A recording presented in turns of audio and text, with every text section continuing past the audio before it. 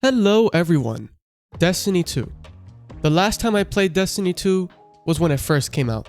I played through the Red War campaign on my dying PS4 and never touched it again. However, my curiosity got the better of me as I constantly saw the game untouched on my Steam library. So I downloaded it and played it like I was working a 9-to-5 job. And it's pretty good. Really good actually. Let's talk about it.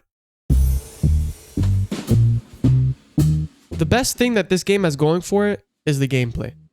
I came in expecting it to be good. It's Bungie. They made the greatest FPS games of all time in the early days. And to no surprise, the gameplay is amazing. Movement is smooth and fluent. Guns feel responsive and have a nice kick to them. Not to mention the crazy amount of weapons that are in the game. And abilities feel diverse and interesting across all of the subclasses. Speaking of subclasses, they are easily the most interesting mechanic in Destiny 2. You have Solar, Arc, Void, Stasis, and Strand, with the first three being light subclasses and the last two being dark subclasses. They all feel distinct and are super fun to mess around with. I found that my favorite of the bunch was Stasis, since it has crazy crowd control, and honestly, it looks cool. Now for those of you who have played Destiny 2 for a while, you have probably recognized that Stasis isn't unlocked for free, and you need to buy the Beyond Light expansion to be able to unlock it. Let me explain. After being a free-to-play player for 75% or more of my time, I can safely say that this game is not what it appears to be. To me, a free-to-play game is a game that you can play without spending a single dime to be able to experience all of its content. Besides cosmetics, of course.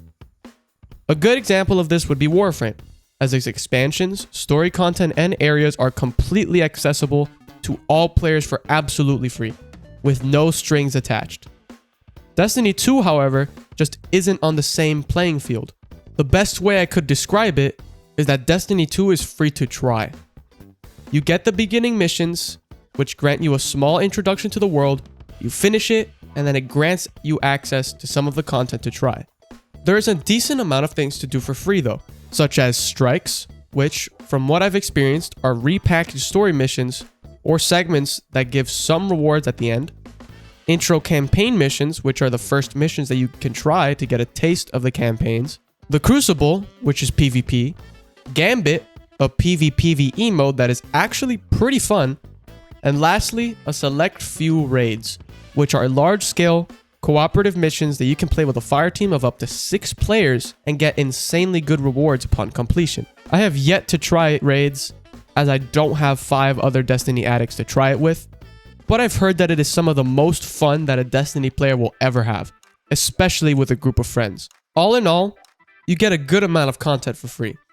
The thing is, once you experience everything available, it starts to get stale, and more evidently, it will feel less like a fully fledged game and more like a demo. This mainly is because there is a lack of story content for free-to-play players. This is where DLC comes in. After many hours of playing, I enjoyed the game quite a bit, so I decided to spend some money on 2 expansions, Beyond Light and Lightfall, since they had the Strand and Stasis subclasses locked behind them. On top of that, the Witch Queen expansion was free on PlayStation Plus Extra, so I scooped that up as well to play it on my PS5. After playing every campaign to completion and then replaying them on Legendary difficulty, if you are going to play Destiny 2 for a while, expect to spend money on expansions. There is so much content that becomes available to you, and when you finally get to experience it, it is a treat. With that all being said, even with the expansions, Destiny 2 has a quirk that can either be really good or pretty mediocre. The story. Now, for those of you who have never played the expansions before, please skip ahead as there may or may not be some minor spoilers. But if you don't care or have already played the expansions, then stick with me. After I've played Beyond Light, The Witch Queen, and Lightfall, I have some comments. Let's start with Beyond Light. It was decent. Europa was beautiful, I was interested enough in the story of the Fallen, and I was keen on learning a little bit more about the Exo Stranger.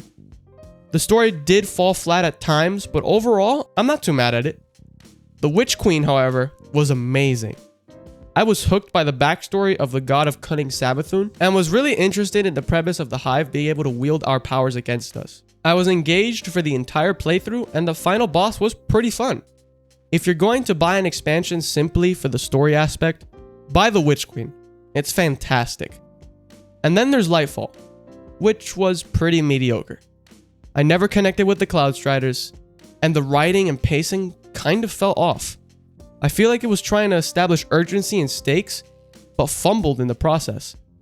The only thing I enjoyed was Keidel's involvement in the campaign and Calus's interactions with the Witness, the big bad of the Destiny universe. Overall, I still recommend these, but just know that some are way better than others in the story department. Even then, all of them are better value than an armor bundle from the item shop anyway. So there's that.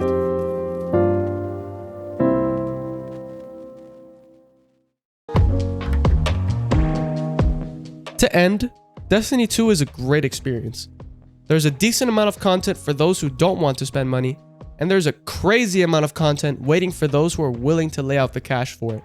Bungie absolutely nailed the gameplay with the guns, abilities, and movement. The story has its highs and lows, but I'm pretty pleased with it. It's a really strong offering from Bungie, and I'm going to be playing it a lot more in the future. Man, now I have 2 looter shooters that are going to suck up my time. This is definitely going to kill me in the long run. Anyways, thank you guys so much for watching. I hope you have a blessed day, and I'll see you on the next one.